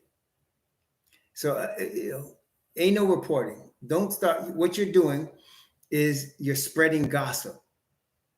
There's reporting and there's gossip. When you're spreading things as rumored fact from anybody from the three wise men, what you're doing is you're spreading gossip. No, the Knicks are not interested in Embiid. Nor are they going to trade away half their team to try to get him. It's not happening. Okay? Embiid loves the Don. Loves the Don. He loves the Don. But we got a squad now. You see? We got a team. So we ain't worried about Embiid. We good. Okay? Yeah, Windhorse. Thank you, Blair. That's it. Yeah. All of them guys, Cats, Fondy, Bats, 50-50. I've seen enough false reporting from them over the last 3 years. I got a belly full. All of them. Okay. New York Post. If I could show you how to wipe your behind right now, I'd show you how to wipe it with the New York Post. Yeah, Berman's out. Berman's down here in Florida with me.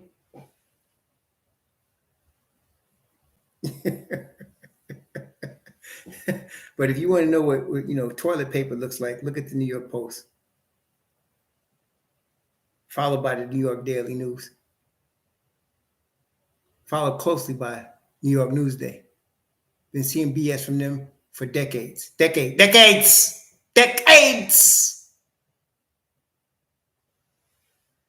No, I don't know nothing about. I don't even know where he is. I don't even know where he is. Berman. He's in Florida, but I don't know where. I think is he in Port St. Lucie? I don't know where that fool is. I don't know where Mark Berman is. Honestly, I don't. I know he's down here in Florida, but Florida's a big state. Thought process. Do you need 10 to 15? Oh, top 10 to 15 players? Usually. Unless you're the 2004 Detroit Pistons. And I'm comparing the Knicks to the 2004 Detroit Pistons. So let me ask you, the 2004 Detroit Pistons, their main players, if you want to name their main players, you're talking about Hamilton, right? You're talking about the center there, top 10 center. Where's that guy's name? You're talking about Prince. You're talking about Mr. Big Shot, right? Mr. Big Shot. Were any of those guys top 15? Wallace, that's right. Or Chauncey, right? Chauncey was halfway out the league when he came to Detroit. He was on his last chance when he came to Detroit. Chauncey Billups. He became Mr. Big Shot in Detroit under Larry Brown. Before that, he had washed out in Denver, washed out in Boston. He was halfway out the league. And when he came to Detroit. So none of those guys were top 15 at that time. None of those guys were. Okay. And they won a championship. And then they were in the finals the next year. So I think the Knicks are more along that line. Now, generally speaking, The brother asked, do you need a top 10 to 15? Yes. Generally speaking, you do. Okay. Generally speaking, you do. Okay. That's generally speaking, you do. You do need the top 10 to 15 player in the league to win a chip. You know, your Giannis's, your Jokic's, you do need to, even like your Dirk Nowitzki's back in the day, you do need to have a top 10, 15 guy. But arguably, most people don't want to accept this. But to me, the top 15 players in the NBA are your 3 all-NBA teams.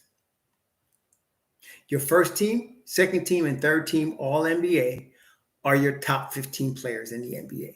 So arguably, the Knicks have a top 15 player, Julius Randle. He's been the top 15 for 2 out of the last 3 seasons. Arguably, he has. I feel like they're going to get a second top 15 this year because Brunson should have been all-NBA last year, and he'll probably be all-NBA this year. If the Knicks, somebody asked me this in the comments of one of the videos, and I'm going to state it publicly now. I don't know who asked me. If the Knicks are top 3 in the East, Brunson's going to be a top 3 or 4 MVP candidate. If the Knicks are top 3 in the East, Brunson's will be a top 3 or 4 MVP candidate. And as a top 3 or 4 MVP candidate, he's going to be an all-NBA player. And he'll be a top 15 player officially.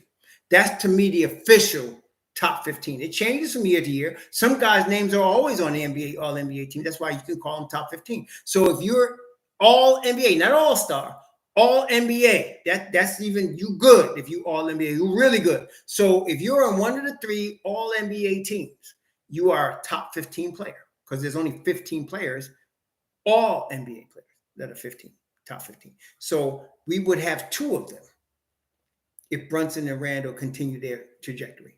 Okay, we would have 2 of them. Okay, and I'm telling you right now, if the Knicks are top 3 in the East, I'm not saying they're going to be. I think they're going to be at least top 5. They could probably end up top 4. But if they're top 3 in the East, Brunson's going to be in the running for MVP. There's no doubt in my mind. In that case, you just pencil him in all NBA. Then you'll have 2 all NBA players, and you'll have 2 top 15 players.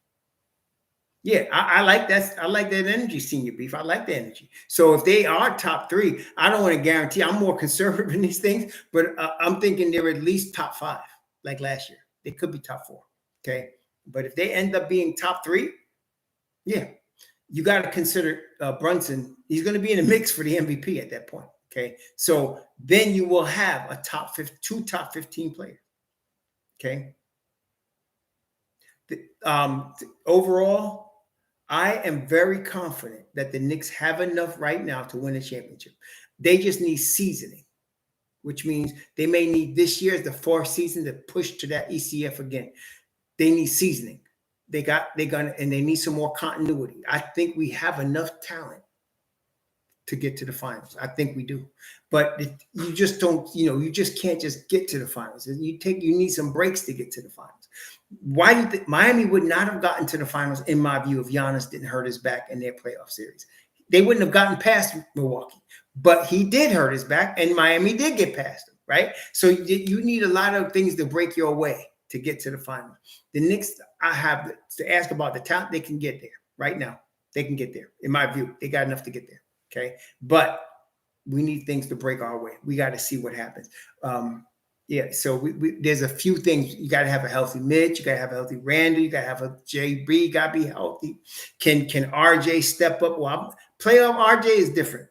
Playoff Broadway Barrett, playoff Barrett. I got him. But can we get Grimes a bigger role?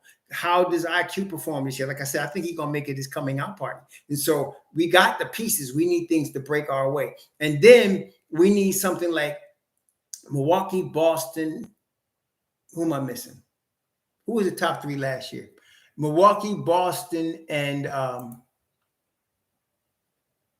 I talking about? Not Miami, not Cleveland, even Milwaukee. Yeah, maybe Cleveland, Philly. So if you get faltering, if one of those teams falter for whatever reason, injuries, just not as good, internal turmoil, whatever, the Knicks can move up. Okay, the Knicks can move up. So we'll see what happens.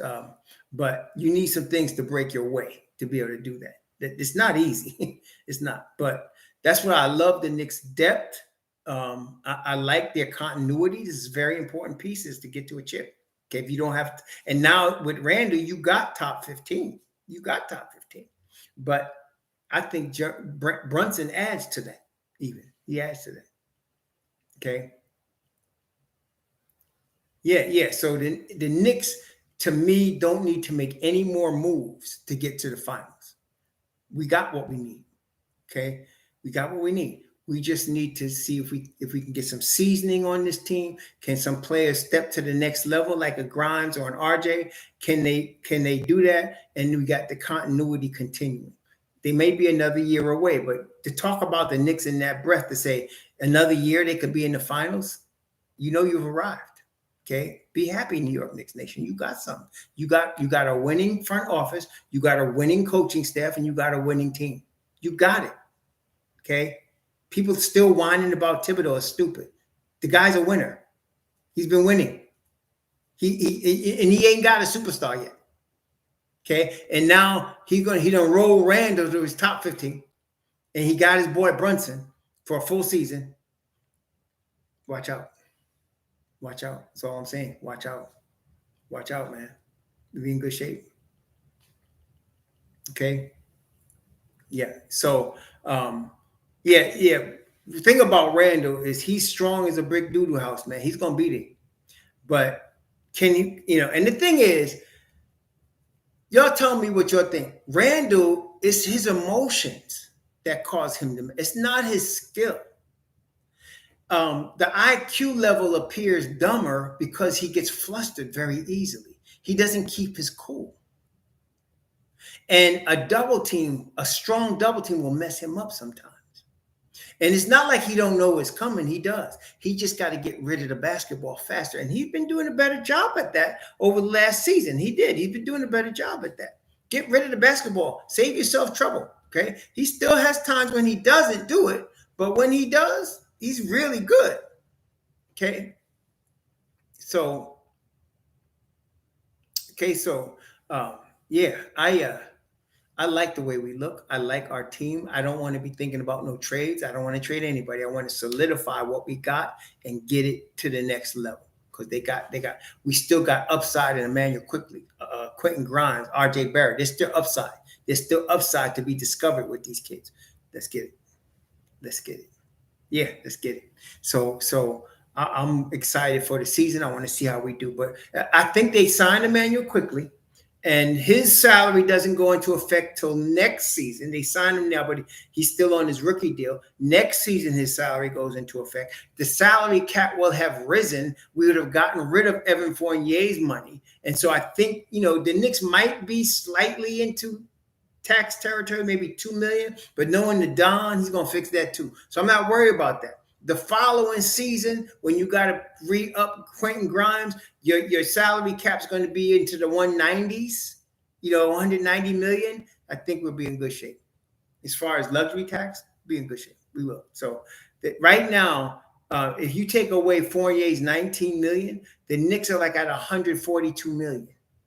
You're in really good shape, yo. So, yeah, and that's what I'm saying. We're talking about decreasing Mitch, little increase in RJ. I mean, Randall's locked up for next 2 seasons. So we're in good shape, really are. So I'm not worried too much about it. The Knicks are poised in all areas to make a leap. So let's let it happen. Let's let it happen. Let's ride it out. This year's goal is to win in the second round, to get past the first round and to win in the second round. We took Miami to 6 games this past season. We didn't have Randall. I mean, really?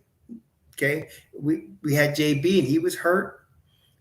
So I'm thinking, we got to get past. If we can get past the second round, it's ECF time. That's right. So let's see if we can do that. I want to see how they do that. Okay. Otherwise, and FIBA yesterday, but his defense was trash as usual. Otherwise, well, there's guys that are really good FIBA guys because it's a more European flavor, right? FIBA is more of a European vibe, right? So Frank Ntilikina played really good in FIBA. So does Evan Fournier. They play really good. A lot of French players are real good in FIBA. You know what I mean? We. Okay.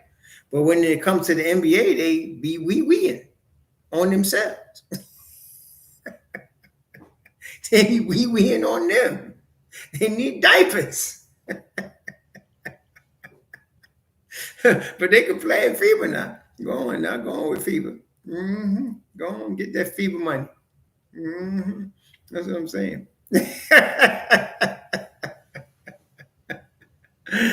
Yeah, Frank Hurt is growing, man. He better leave them chicks alone. Boy, be going off too hard, boy. Now, Frank got signed by Charlotte. He just left Dallas and he got a contract, a 1-year deal with the Charlotte Hornets. Frank is part of the Charlotte Hornets organization.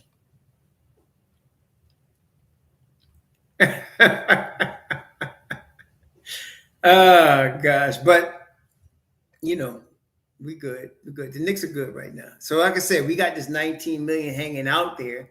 He's just holding up money for us for next season. Get rid of that. Put IQ's money in there, and you're good to go. Get rid of that. Put IQ's money in there, and you're good. That's all we're saying. So we're good. The Knicks gonna be all right. That's all I'm saying. We in good shape. We got Quick coming in there, and then in 2 seasons you're talking about Brunson money, and now you're talking about the salary cap being over $200 million. The Knicks will be in perfect position to take advantage of that. Now, if the Knicks happen to have made the finals in the next 3 years, it don't matter at that point. You pay what you need to pay. You go over the tax apron and pay what you need to pay. So that's what they'll do. But right now they ain't got to worry about that. Okay. Yeah, it's pretty nice. The Knicks ain't got nobody making more than 30 million, and we're a threat to talk about Eastern Conference Finals, and we ain't got nobody making 30 million, and we already got one official top 15 player in the NBA, and if Brunson does what I believe he's going to do, we're going to have 2. Okay, so yeah, Charlotte's been in a mess. Jordan don't know how to run. Jordan is one of those superstars that could play like, greatest of all time, but can't coach. He can't run no management. Forget it. No, and I'm glad he gave up his share. Maybe they can get turned into a real NBA team now. So yeah, but Jordan don't know what to do. No, not as an executive, and not as a coach. Forget it. Okay, so yeah. So I'm glad he's giving up his share. Well, yeah, De La Cruz, I'm not as worried about the numbers as much as the win-loss results. Superstar to me is not numbers. Superstar is chip results. How close are you to a chip? Can you get your team to a chip? That's superstar. Numbers, but can you get a chip? That's a superstar. Okay. Can you carry your team to a chip? Kawhi Leonard. Can you carry your team to a chip? Dirk Nowitzki. Can you carry your team to a chip? That's superstar. That's what we're talking about. 25 and 10 is numbers. I hear you. Nice. Great. Can we get this chip now? I don't care if he was 10 and 10 if we win the championship. Ben Wallace wasn't even 10 and 10. They won the championship. Okay. Let's get some chips up in here.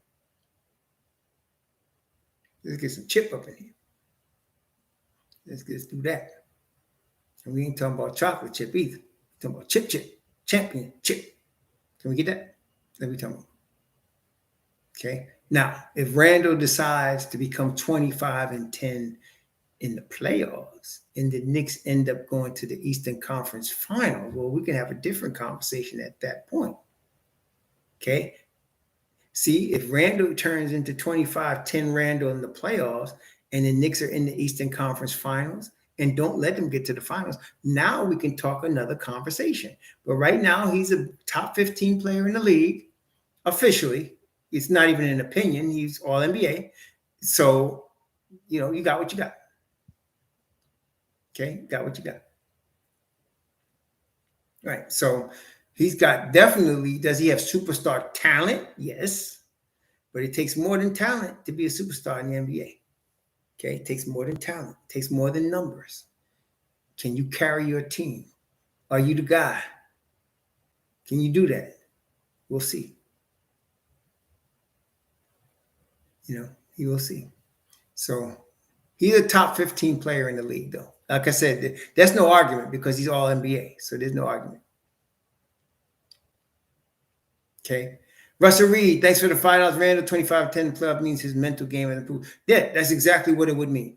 He's not going to get better talent-wise. He's already at the top of his physical prowess, talent-wise. Julius Randle is. For him to get better now, it's all mental.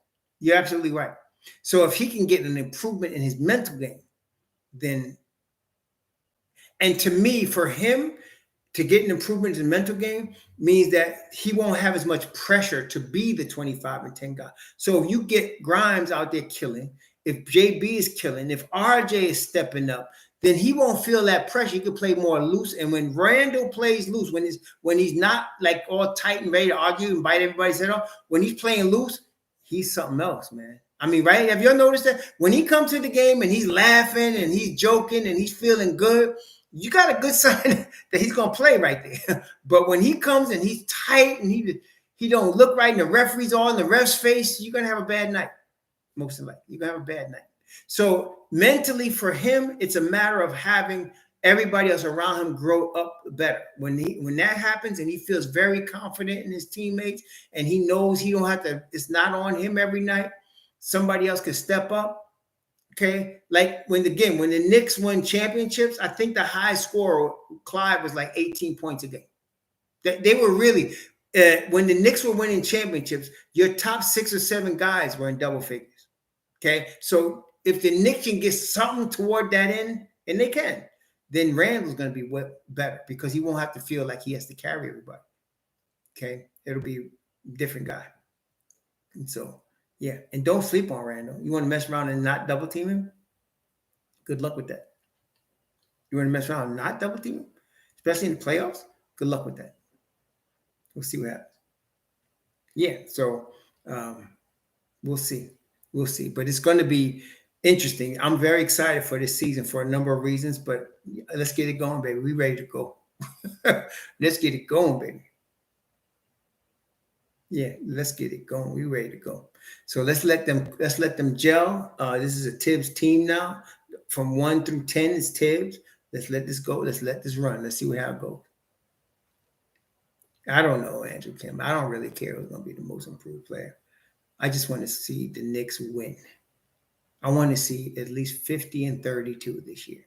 If they can get the 55 and 27, even better.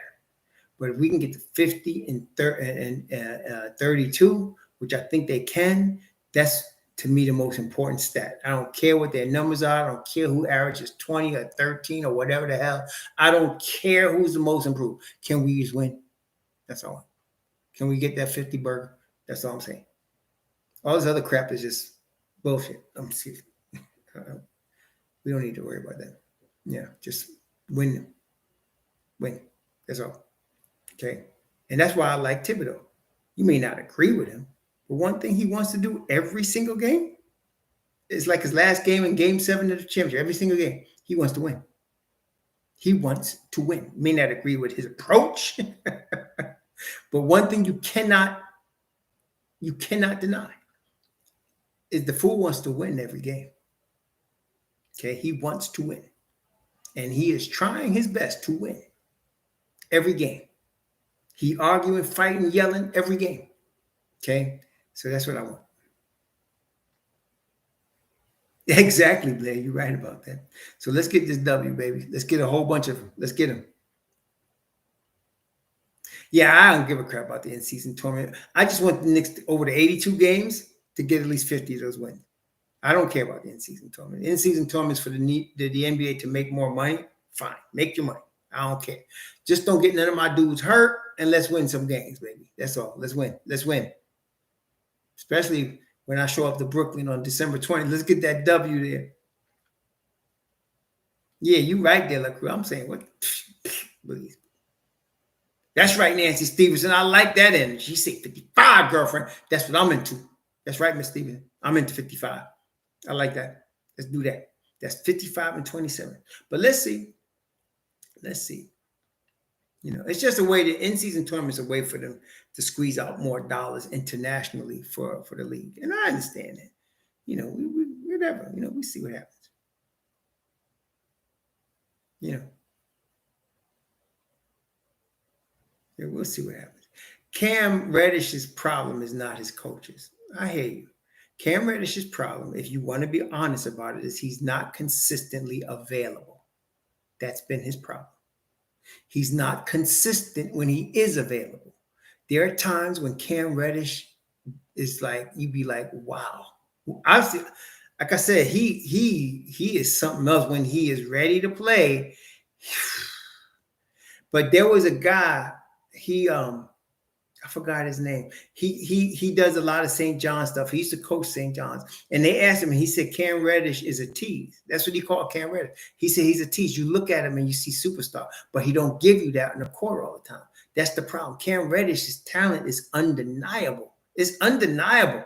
The boy got all world level talent, but he just doesn't come correctly all the time with that. He doesn't show up sometimes, and then he's not always available. That's Fran Fraschilla. He said it's right. He said, Reddish a tease. I didn't want to believe it, but then after watching him now in New York and seeing him in Portland, because I thought he would go off in Portland, he got all the opportunity in the world, and he didn't. He just didn't. There's games, he makes everything look easy, man. Cam Reddish is amazing. When you watch him, he is butter. He makes it look easy, this cat. But it's not consistent. It's not consistent, man. It's just not. You could say it's his coaches, you could say whatever. It's just not consistent. I don't know if he doesn't work hard enough. I don't know. I just don't know. I don't want to say that about a pro. Pros work on their game. I don't know what it is. Yeah, right. That's what it is, though. Talent ain't enough. You're right about that, Blair. I agree with you there. You need more than talent in the league. Like everybody in the league got talent. And Cam got more than most. But he's just not showing it. He's not been available to me. And when he's out there getting his chance, he has flashes of you like, wow. But then he's like, where you go, man? Where are you? Oh, man, he's something else. But I got to give it to friend Chilla. He was right. He's a tease, man. He is. Yeah. So I'm hoping that, he turns it around and becomes what his talent says he can become. Because if you look at his talent, there's very few players at that level that can play like him, that has that type of ability. Cam Reddish is something else. I mean, really, he really is.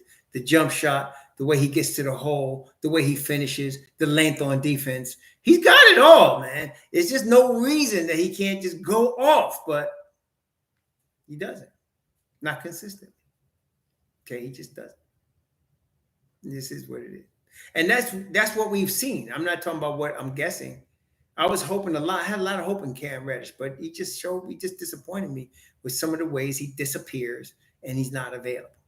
I mean, come on. Well, let's see.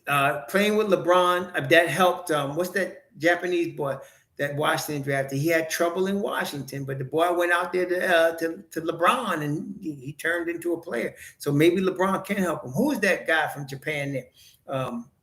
Yeah, Hachimura. Hachimura was different player in LA than he was in Washington. So maybe Cam would be helped by LeBron in LA. Maybe. I'm hoping he can. Okay, I'm hoping he can. Yeah, Hachimura turned into a player for LA last year. Steal. They got a steal when they traded for him. They really did. Him and Reeves are the two best pickups they've had in a while without having to give away all kind of draft capital. Reeves and Hachimura, they were locks to come back. Yeah. Yeah, so I'm hoping LeBron can help Cam. Just as an NBA fan, I like to see Cam go up. He's a guy that when he's on, you pay to watch him play because he's just that good. I like watching him, man. The smoothness, the way he dips the belt. Oh my gosh, man. I'll be like, damn. He's one of the guys have me shaking my head like, damn. What he just do to him? Damn. That's Cam. But he just doesn't do it consistently, man. He's that good though. I love to watch Cam play. Shoot, I want to see more of that for his sake. He's not a Knick anymore, but for his sake. That's what I'm saying. So anyway, I want to thank y'all. We've been on for a minute. I got to do my workout today. trying to get 120 burpees today, y'all. Getting them 120 in. Get them in. Get that work in. Y'all enjoy.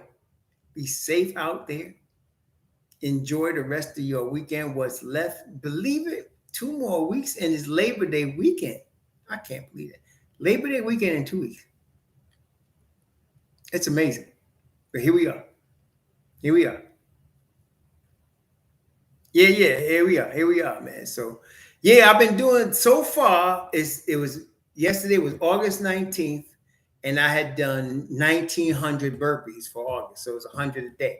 But I missed a day, and then I started doing 120, 130 to catch up, which I did yesterday. So that was 1,900. So I'm trying to get 3,100 for 31 days in August. So I'm trying, if I do 120 a day, I'm figuring I can even miss another day and still get 3,100. So I'm trying to do it for August. Yeah. But please enjoy the rest of your weekend. Be safe in this dangerous place. Watch your back. Keep doing your thing. We'll talk to y'all very soon. Thank you all. I want to thank all of y'all who came, all of y'all that supported us financially today. I can't even see all of y'all right here. Bless you. Thank you for your generosity. We greatly appreciate that. Word. My screen's all messed up. Let's look at the top of my screen.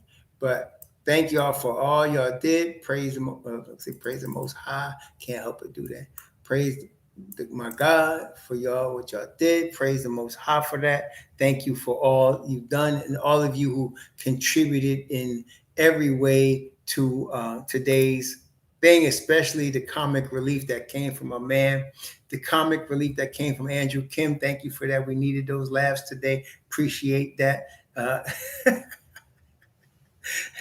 Thank you for that. You please enjoy yourselves. Be safe. We'll talk to y'all soon. The season's about to start. We're about to see real life live FIBA competition starting next Friday. Let's see our guys do well without getting hurt. If it was up to me, none of my guys would play in FIBA or any of that crap. I'm selfish. I want my Knicks healthy for the Knicks. I'd rather them not play at all, but they're playing, so it is what it is, right? So anyway, shout out to Andrew Kim. He gave us the comic relief for today. Thank you, my friend, for the laughs. Always appreciate it. Better to laugh than to cry. Thank you very much. Y'all enjoy the rest of your weekend. Shalom.